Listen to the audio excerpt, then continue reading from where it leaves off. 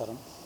కవిత గారు మాట్లాడుతూ ఇప్పుడు జనసేన పవన్ కళ్యాణ్ గారు ఏ రకంగా వస్తారు, ఎట్లా వస్తారని ఫస్ట్ నేను ఒకటి చెప్తా. 10 ఏళ్ళు మీరు ప్రభుత్వంలో ఉన్నప్పుడు ఎంతమంది మహిళలకు మంత్రులు ఇచ్చారు?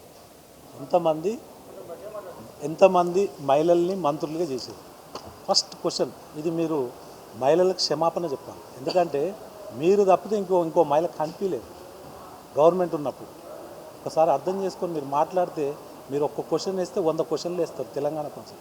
మేమంతా ఉన్నది ఇక్కడ తెలంగాణ నాయకులం, తెలంగాణ కార్యకర్తలు, తెలంగాణ గురించే మేము రేపు ఫైట్ చేయబోతున్నాం.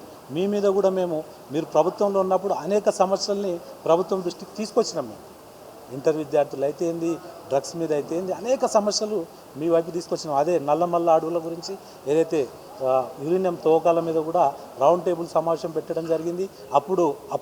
ఇప్పుడున్న ముఖ్యమంత్రి రేవంత్ రెడ్డి గారు మాతో పాటు అప్పుడు పార్టిసిపేట్ చేయడం జరిగింది. ఇవన్నీ అంశాలు మీరు గుర్తుపెట్టుకోవాలి. అప్పుడు లేని ప్రాబ్లం ఇప్పుడు ఎందుకు వస్తుంది అంటే, అప్పుడు మీరు ప్రభుత్వంలో ఉన్నారు, ఇప్పుడు ప్రభుత్వంలో లేదు. మీరు కొన్ని విషయాలలో తిహార్ జైలుకి వెళ్ళి వచ్చిన వాళ్ళు తెలంగాణ ప్రజల ఒక్క గౌరవాన్ని అఘోరపరిచిన పని చేసిరు. మీరు మాట్లాడితే సమాజం ఒప్పుకుంటున్నాము. కవిత గారు ఆలోచించండి ఒకసారి.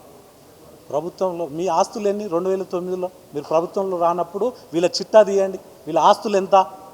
తర్వాత గవర్నమెంట్లో 10 ఏళ్ళు మీరు చేసిందే ఆట, మీరు పాడిందే పాట, మీరు ఆడిందే ఆట.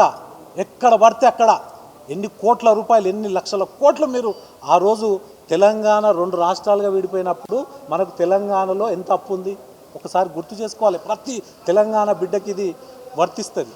తెలంగాణలో ఉన్న ప్రతి ప్రజానికానికి ఇది వర్తిస్తుంది. వల్ల కొన్ని లక్షల కోట్ల అప్పులు అయిపోయినాయి.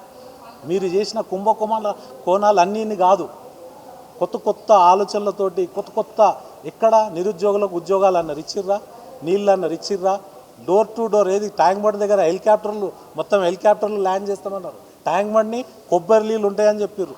ఎక్కడ బ్రదర్? ఇదంతా మీరు ఆలోచించాలి. ఇది ప్రజలు కూడా ఆలోచించాలి. పవన్ కళ్యాణ్ గారు వస్తారనగానే జనసేన అధినేత పవన్ కళ్యాణ్ గారు మంచి ఆలోచనతో పార్టీని ముందుకు తీసుకువెళ్ళడానికి ప్రయత్నం చేస్తుంది. ఆనాడు మేము కూడా ఎమ్మెల్సీగా పివి నరసింహరావు గారు మనవరాలు పోటీ చేస్తుంటే మేము సపోర్ట్ చేయడం జరిగింది. అటువంటి ఉన్నతమైన ఆలోచించే వ్యక్తి జనసేన అధ్యక్షుడు శ్రీ పవన్ కళ్యాణ్ గారు. అవన్నీ మర్చిపోతే ఎట్లా? మీరే స్వాగతించారు. గతంలో కూడా కేసీఆర్ గారితో 2 సార్లు భేటీ చేయడం జరిగింది. ఆయన 2014లో మేము పార్టీ ఇక్కడ స్థాపించడం జరిగింది. ఈరోజు ప్రతి ఒక్కళ్ళు వచ్చేసి మా పార్టీ గురించి మాట్లాడితే చాలా బాధ అనిపిస్తుంది. తెలంగాణ యావత్తు యువత ఈరోజు ఖండిస్తుంది. మీరే ఉండాలా రాజకీయాలలో? కొత్త తరం అవసరం లేదా? నవ యువకులు రాజ్యాధికారంలో ఎమ్మెల్యేలు ఎంపీలుగా ఉండొద్దా? మేము ప్రశ్నిస్తుంది కాలం రాబోయే రోజుల్లో. మీరు పాత పురాణం రాజకీయాలు వదిలేయండి. కొత్త తరం ఈరోజు ఆలోచిస్తుంది రాష్ట్రాన్ని, దేశాన్ని ఎటు తీసుకెళ్లాలని. అవన్నీ మర్చిపోయి ప్రతి ఒక్కరు పొన్నం ప్రభాకర్ గారు కూడా మాట్లాడుతున్నారు. మీరు మాట్లాడేటప్పుడు ఆలోచించి మాట్లాడండి. గతంలో 2 రాష్ట్రాలుగా విడిపోయినప్పుడు ఎటువంటి పరిణామాలు మీరే చెప్పారు. 2 రాష్ట్రాలుగా విడిపోయి అన్నదమ్ములుగా ఉందామని.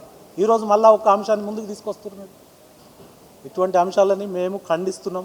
ఎవరు మాట్లాడినా